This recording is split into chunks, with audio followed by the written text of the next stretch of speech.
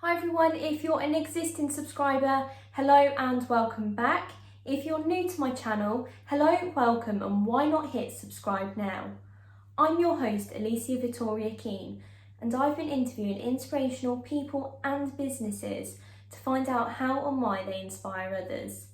This week, I interviewed entrepreneur and podcast host, Sean Spooner. Here's how it went.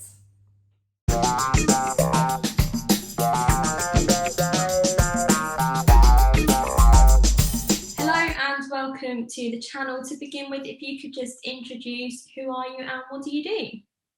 Yeah, sure. My name's Sean Spooner. I'm 25 years old, and right now I'm the operations director of Patter. We're a full service marketing agency based in South Wales, and we help businesses grow.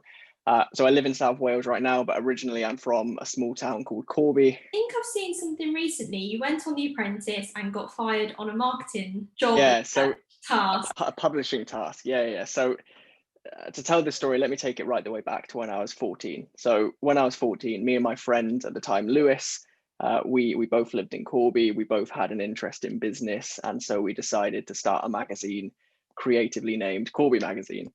And we ran that for a couple of years until we did our GCSEs. And just after our GCSEs, Lewis moved to London. So I was this 16-year-old kid with an interest in business, but no business, right? Lewis had gone, I didn't have a business. So I did what any lost and confused 16-year-old who has an interest in business would do. And I applied to go on the BBC's Young Apprentice.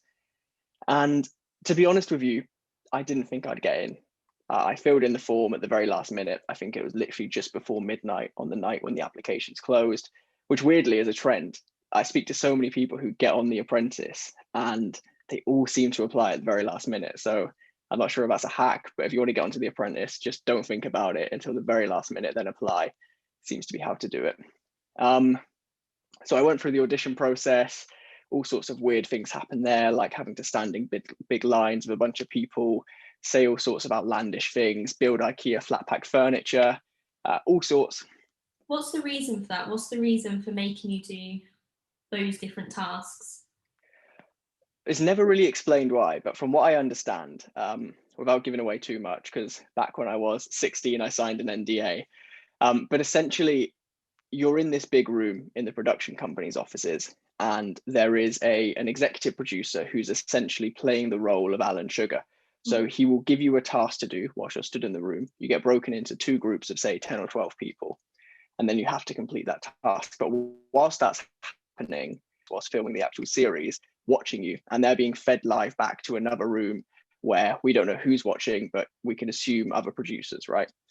And I think the true reason that they use things like the IKEA flat pack furniture and why they ask 12 people to do it is because, as you know, whenever you build IKEA flat pack furniture and it goes wrong, your true character comes out immediately, right?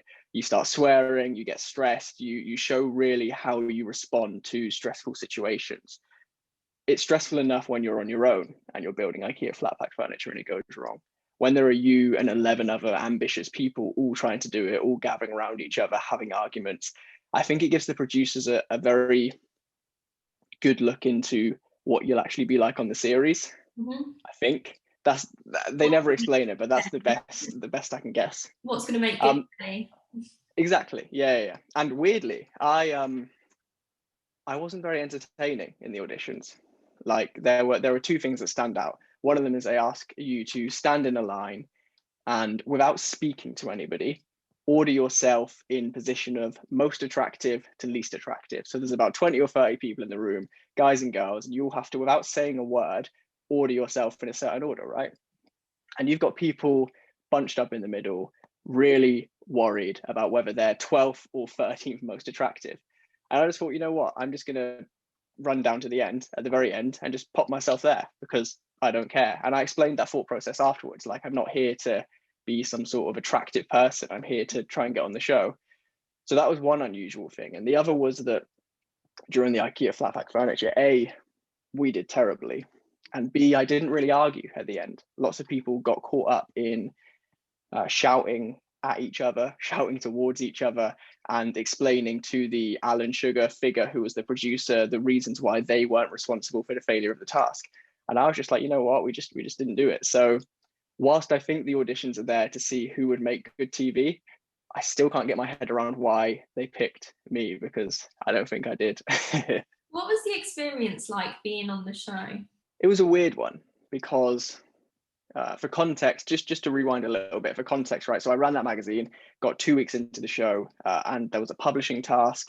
I thought this task is essentially created for me. I'm the only person out of the 12 of us that ran a publishing business. So I had to put myself forward for project manager, put myself forward. It went terribly wrong. And as the publisher of the group, I got fired on a publishing task. So my time on the show in that sense wasn't great, in as much as I was only there for 2 weeks, which is 2 weeks in TV land. In real life, it's like, I don't know, 8 days. Didn't really get to know anybody, didn't really feel like I got to show my true self on the show.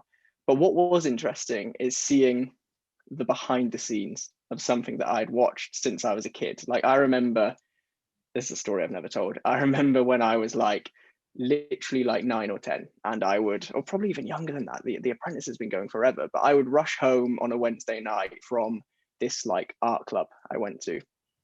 And up in my little bedroom was this, you know, like the old enormous TVs with the back like up on my wall. And it was the furthest away from my bed that it could have been. So it was tiny. And I remember every single Wednesday at 9 p.m. when it was on, I would sit and I'd watch The Apprentice and I'd love it. So that first day, when you, for context, you never meet Alan, Sugar, Karen, Lord, or Nick, as it was at the time before you start filming. So you get dropped off at this TV studio, because it's filmed in a studio, as I'm sure you know, and not Canary Wharf as it's made out to seem.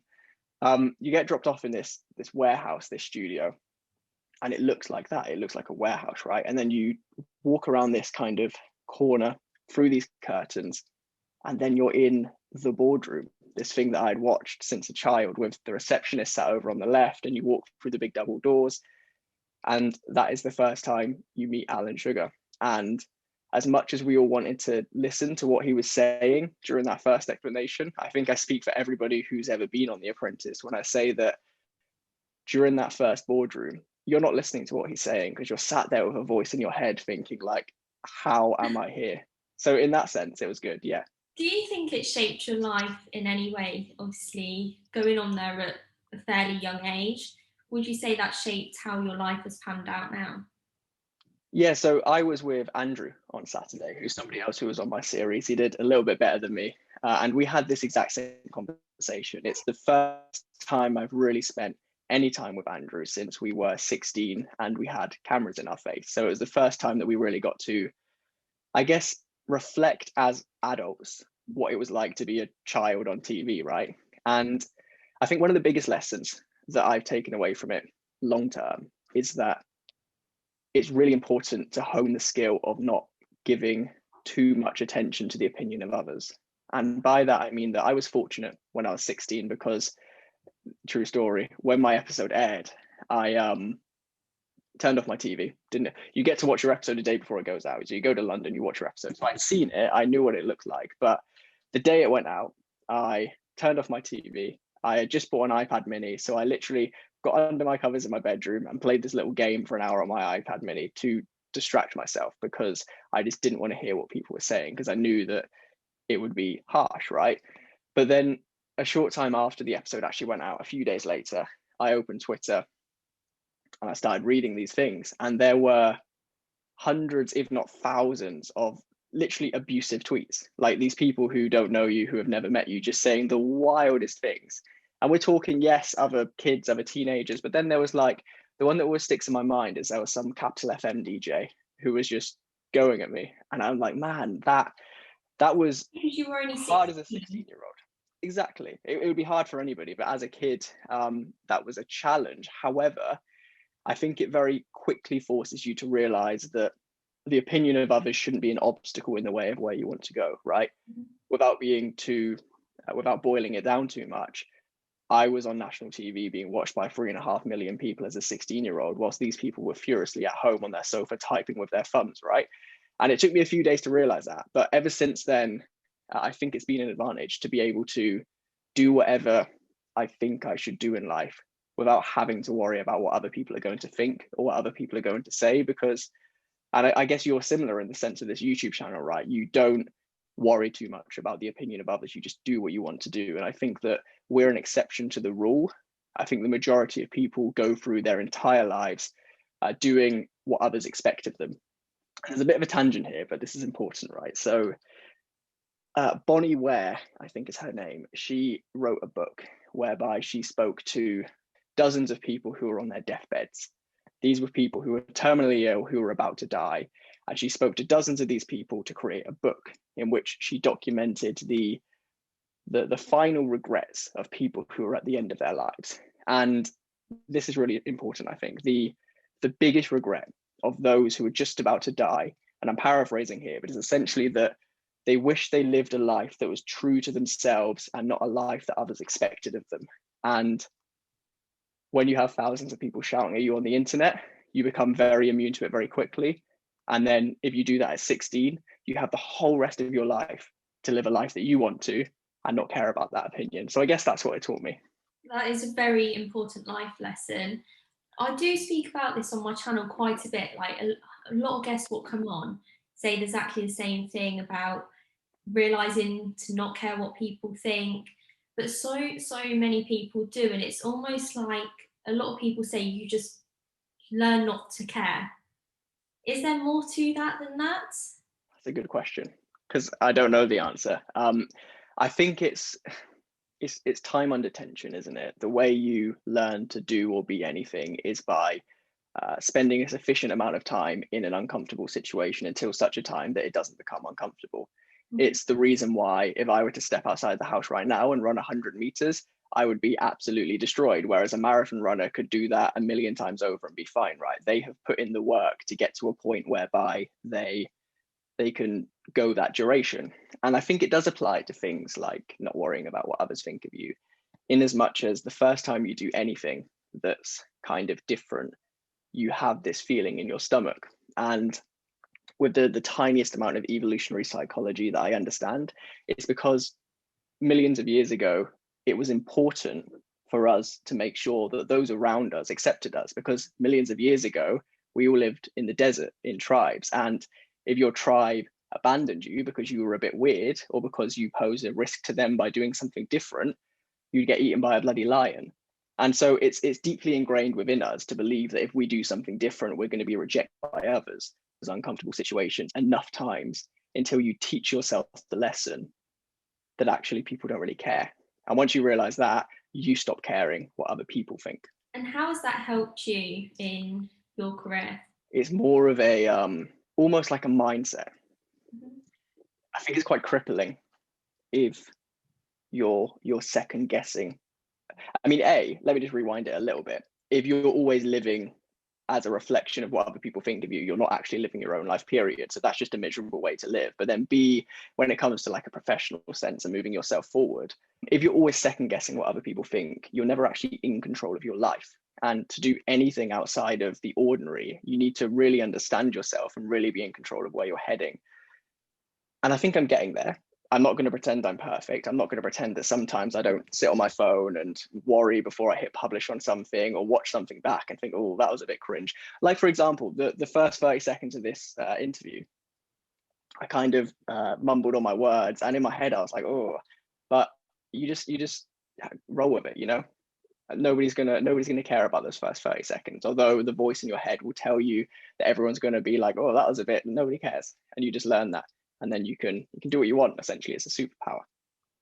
And I suppose that comes back to as well, if you have 100 positive comments, that one comment always stands out. So again, the 30 seconds at the beginning of this video stands out to you, opposed to the rest of the half hour that we're going to talk.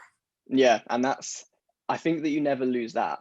And this is the reason why massively successful people quit social media.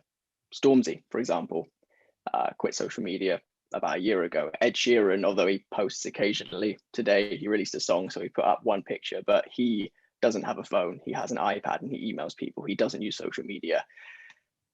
It's interesting that it's not just people like me and you who get worried about those negative comments. You can have 30 million followers and endless amounts of success, and yet one comment can make anybody feel that way. So yeah, it's about, I guess, building a a thick skin because there's no alternative, right? I'm going to ask a little bit of a controversial question. You've just said there about social media, how the likes of Stormzy, Ed Sheeran don't really use it. Now, you're in a marketing firm. That's your job. What's your personal views? So that's a good question. I try to not use social media as much as possible. So on this phone, I have no social media apps other than Instagram, which keeps slipping back on, but as it does. But like Snapchat, Facebook, Twitter, all of those apps, I just don't use on this phone, right? Because as much as I think that social media can be a force for good, it's also built by people who are incredibly smart, and their sole job is to work out how to keep you using their apps for longer and longer. And time is a zero-sum game. There's only so much of it in a day. And so for every minute I'm spending scrolling Twitter, I'm not spending it doing something productive. Mm-hmm. And so I think it's a losing game to assume that we're strong enough, we're smart enough, we have enough willpower to just resist those apps. Because if you were to go into your phone now and look at screen time, the data suggests that we're not strong enough, right? And so because I think that social media, whilst it can be good, is something that shouldn't consume a lot of our time, yeah, I've offloaded it from my phone. So I guess that hints at my opinions on social media. Don't get me wrong, it's an incredible tool for people to reconnect. It is the best tool for growing any sort of business, period. And I think it's going to be a very long time until anything overtakes the power of Facebook and Instagram ads. But with that said, as Sean, the individual, I try and avoid it because, it's crept into our lives far more than I would have liked it to. Whilst we're on this interview, bit of a test. Let's go on to screen time and see how much we've got on there. I'll check it as well. This is going to be embarrassing because of, and I know we'll speak about it in a minute, but because of that video, I've been glued to my phone all weekend. This is going to be ridiculous. Give me a second. Oh, that's not good. Going by week. Weekly average. By week. Yeah. Okay. So 4 hours and 19 minutes, which seems like an enormous amount of time.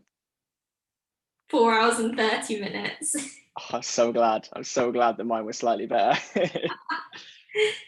That just shows though, like you were saying, 4 hours and 19 minutes, 4 hours 30 minutes.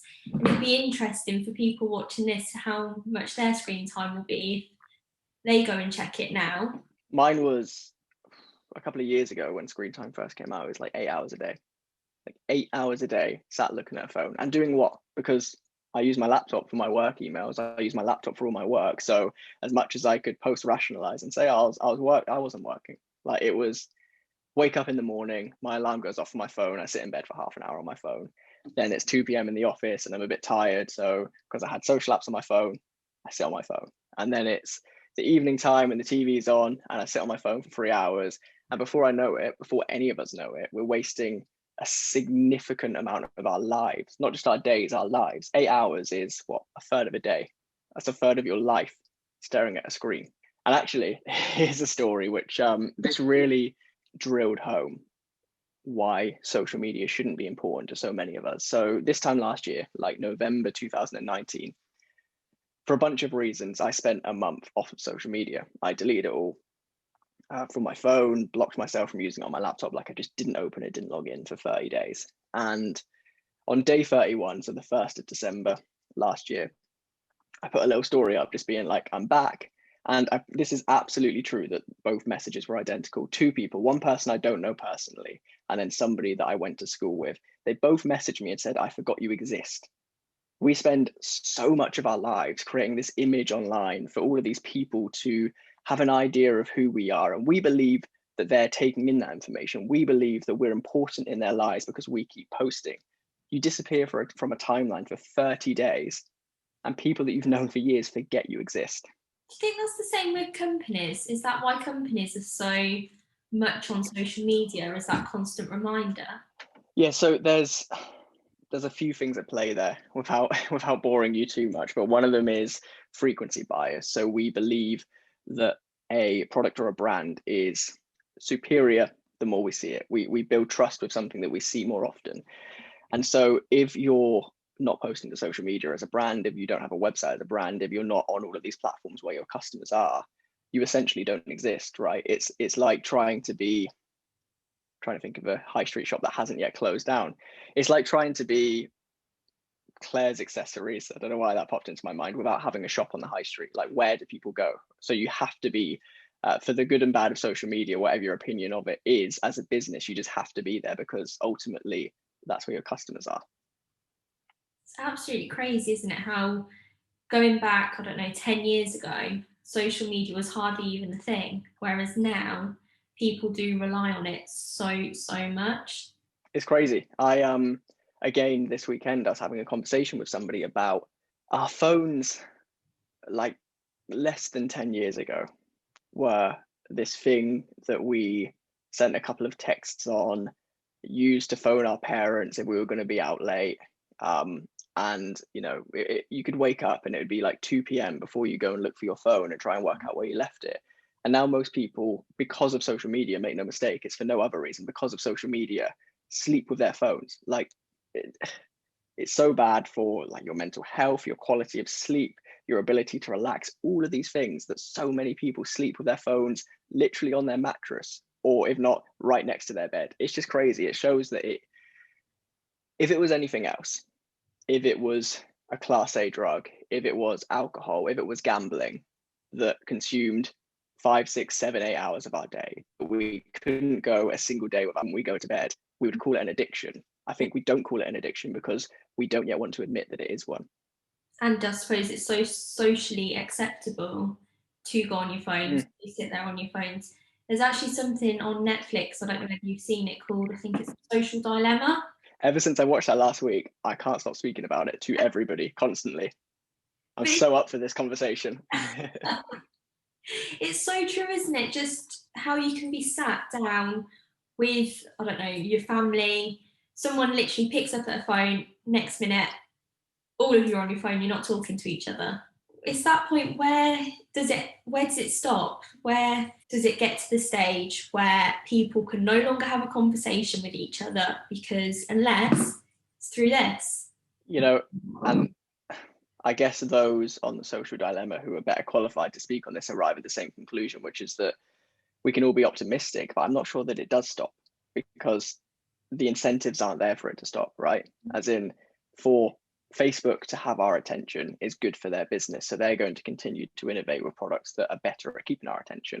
When they have that attention, it's better for businesses at large, because they have a bigger and a more engaged advertiser base to work with. I think it's only when we as individuals wake up and realize what social media, again, for all of its benefits, I'm not saying it's all bad, but there are uses where social media can be compared to an addiction. And you say it's socially acceptable. Smoking was socially acceptable 100 years ago. You look at the adverts where it's like, have a cigarette a day to keep your newborn baby healthy in the womb. Like, that would be mental now. It's only that we all do it, if that makes sense. Yeah. There will be a tipping point eventually where enough people are like, well, I hope there might not be, but there might be a tipping point eventually where enough people are like, this is crazy. We need to take back control of our lives. I met with somebody on a Friday, Billy, who has just purchased something called a light phone. So he is an incredibly productive individual who is amazingly disciplined. And even he kept finding himself on Instagram. And so he's purchased a thing which is like it's like half the size of an iPhone, little touch screen, and it's got like an e-ink screen, so like a Kindle where it's just black and white. And on there, he can send texts, he can make phone calls, he can listen to music, he can listen to audiobooks, and he can look at his contacts or something. And that is all that phone does, period. For 23 hours of the day, he has that phone and the other one locked away. And then for 1 hour a day, he allows himself on his social phone. And, if somebody as disciplined as Billy needs to take an actual physical, costly intervention to stop himself from doing it, then yeah, I think that something significant would need to happen for enough of us to take the action required to break that cycle. And how would that affect marketing? Obviously, you're in the marketing business. If all of a sudden something does break the cycle, there's no social media, would that have a negative impact on marketing, or would it have a positive impact? Our attention needs to go somewhere, right? Millions of years ago, our attention would be in conversations, and in, okay, I'm being crude, it might not literally be round a fire, but like round a fire storytelling, that is where the attention went. And then, I don't know, the printing press came along, and it was this wild new technology where you could suddenly replicate words on scale and get that out to people. And then the radio came along, and suddenly reading felt a bit clumsy because like that was effort and you could just listen to it. And then the TV came along and there were pictures, so why would you want to listen to something? And then social media came along and just smashed everything else with a wrecking ball. If social media were to disappear tomorrow, would my business have a short-term struggle? Would every business have a short-term struggle? Yes, but our attention will go somewhere. We look for stimulus wherever we can find it, which is why these apps and these platforms are so powerful, right? So if, let's say, we woke up tomorrow and for whatever reason social media didn't exist, I think that very quickly we as a human race would find something else to pacify us, something else to give our attention to, and then where the attention goes, businesses and money follow. So I think that very quickly that gap would be filled. Obviously, we're talking about social media, the marketing, finding places where people's attention goes to. Recently, your Twitter page has been that central point for people's attention. For viewers watching this, can you just explain if they haven't already seen?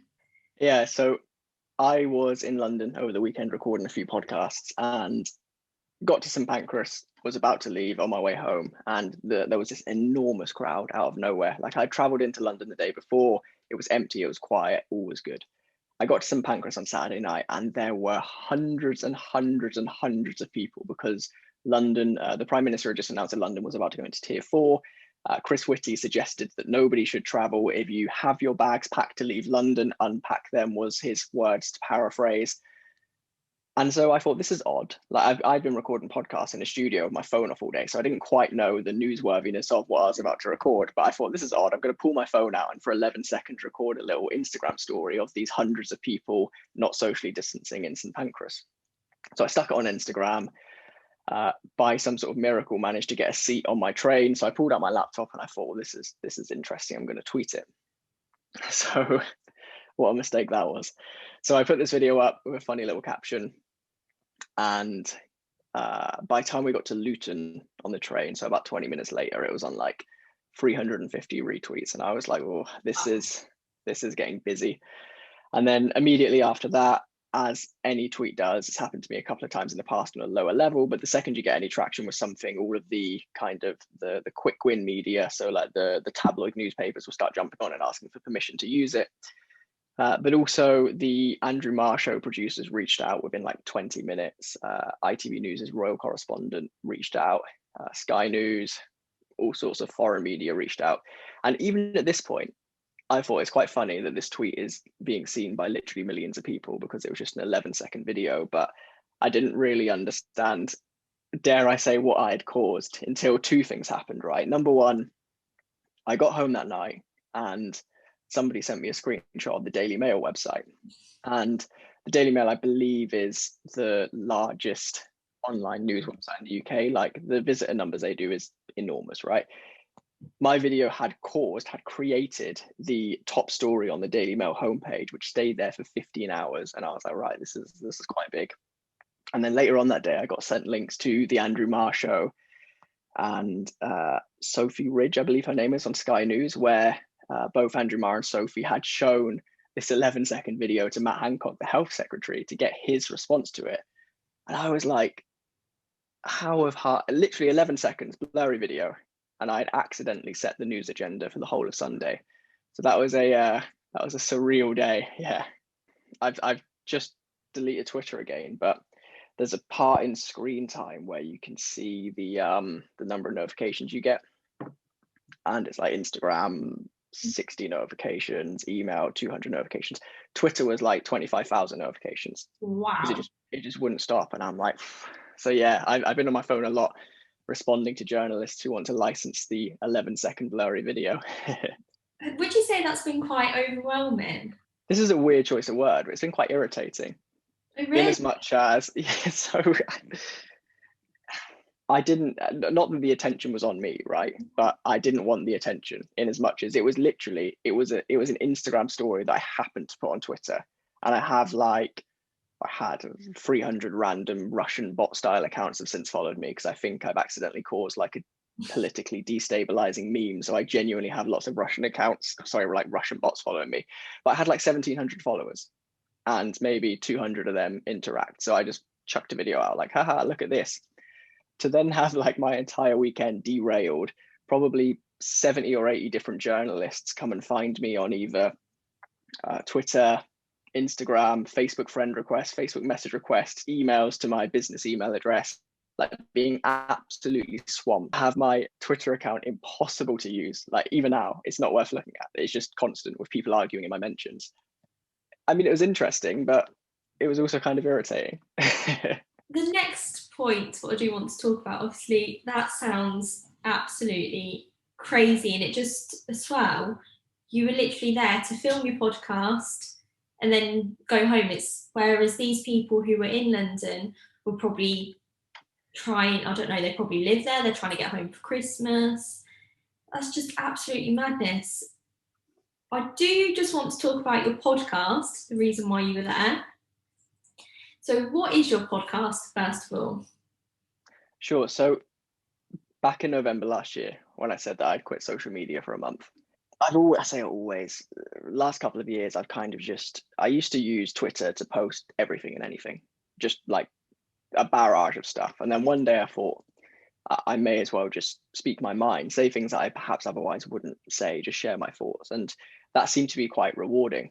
I probably lost 400 followers in the process, because people had come to know me as this person who just tweeted random like memes and funny things. But those who stuck around seemed to not only get value from some of the stuff I was sharing, but also give me a lot of value by starting conversations, by adding to my thoughts, by putting me in touch with interesting people or books and so on, right? So I suddenly saw that actually social media and projecting my thoughts could be this thing which was, yes, useful to other people, but also quite selfishly useful to myself.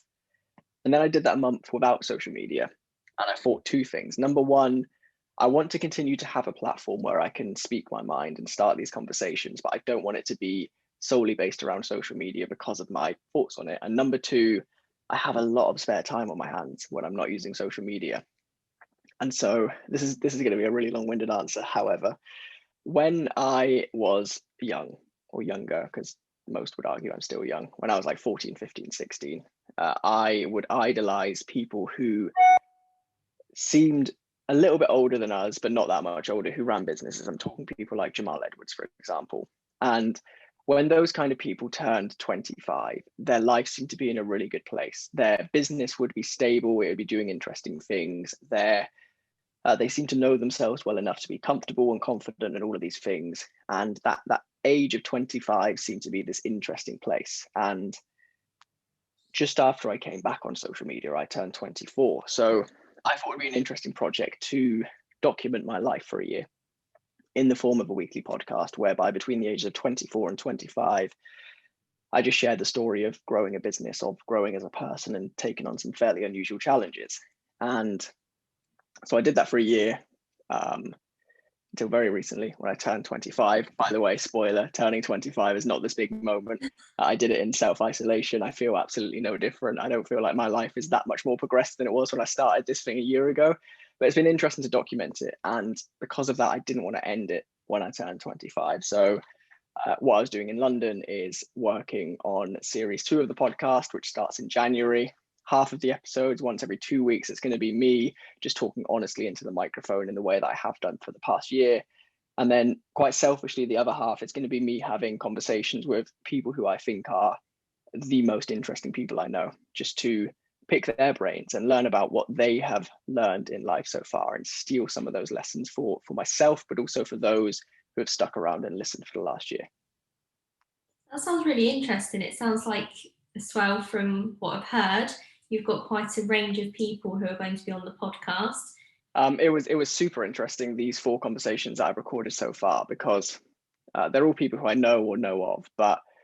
And this speaks to your point of not being able to have a conversation without a phone in our hands normally, right? I only know these people through 12-second Instagram stories through 240 character tweets, to be able to sit down with these people, one who helps entrepreneurs biohack their way to make, in some cases, in some of his clients' cases, literally tens of millions of pounds per year, one who's worked in the alcohol industry for 6 years, something that I find very interesting because I haven't drank in free, and he talks about the psychology of selling out, a veteran marketer in the gambling industry who has helped the gambling industry make probably tens, hundreds of millions of pounds, and himself, he's bet and won hundreds of thousands of pounds in bets, to ask him why he quit betting cold turkey.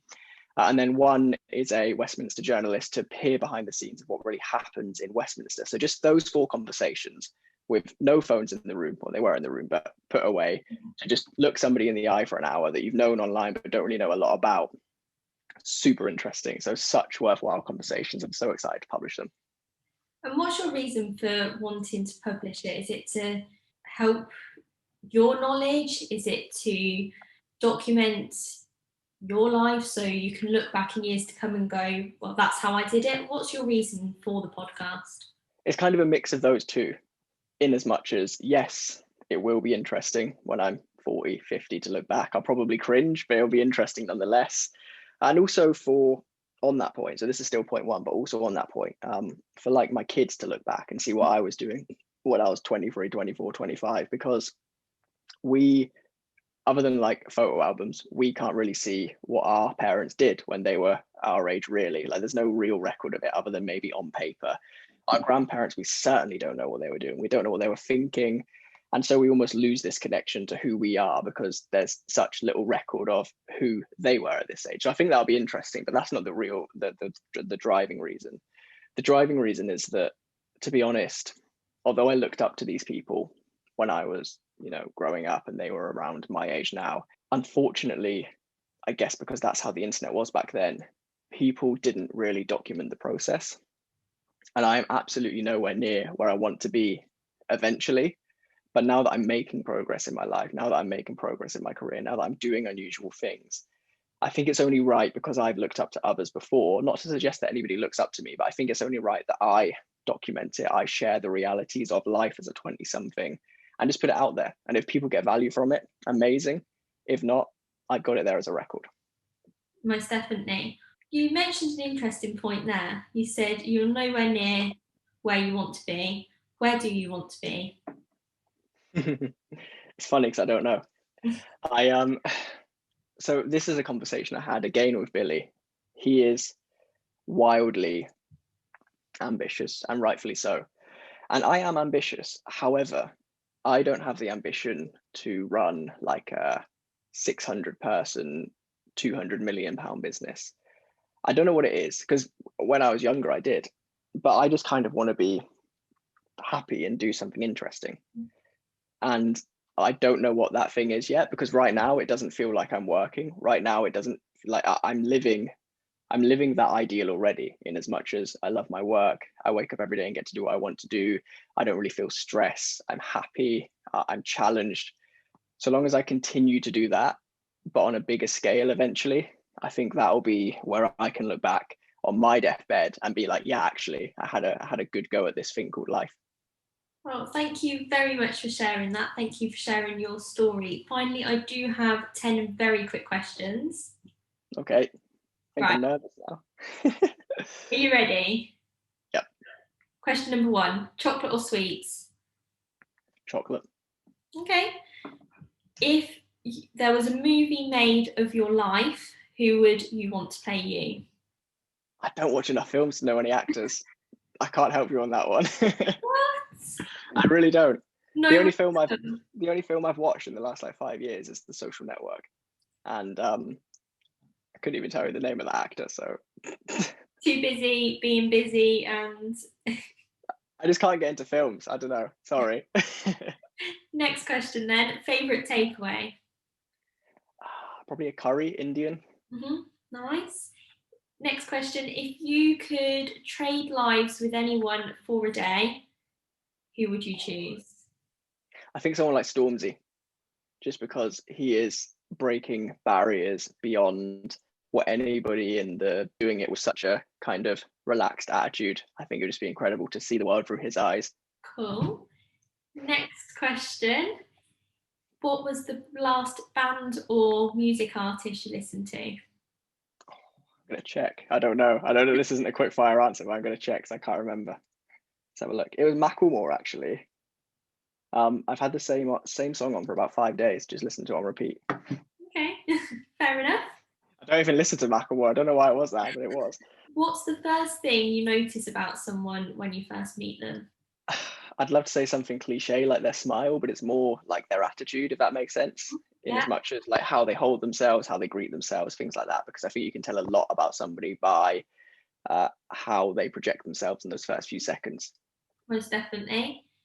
One life tip to people who are watching this. Get more sleep. It will change your life. Genuinely, people don't sleep enough. There's a book called Why We Sleep by Matthew Walker that everybody needs to read. And once they've read it, they need to get at least 8 hours sleep per night. Why is that then? What's the reason for that? Oh, I could turn this into an entire interview in itself, but the headlines are essentially that without enough sleep, so I think the World Health Organization defines anything under 7 hours of sleep per night as chronically sleep deprived. Our decision making is statistically far worse. Our ability to focus, our ability to be productive deteriorates, our ability to drive safely. All of those things in the immediate term go wrong very quickly, but then also in the longer term, you're much more likely to have things like cancer, like dementia, like have a stroke. All of these things can be directly attributed to a lack of sleep. And yet, because of social media, because of our phones, because of all of these things that we've spoken about, we all routinely don't get anywhere near enough sleep. So yeah, Why We Sleep by Matthew Walker. Read that book. That is my life tip. Okay, I'm going to have to read. Biggest strength? Being honest. This is another conversation I had on the weekend.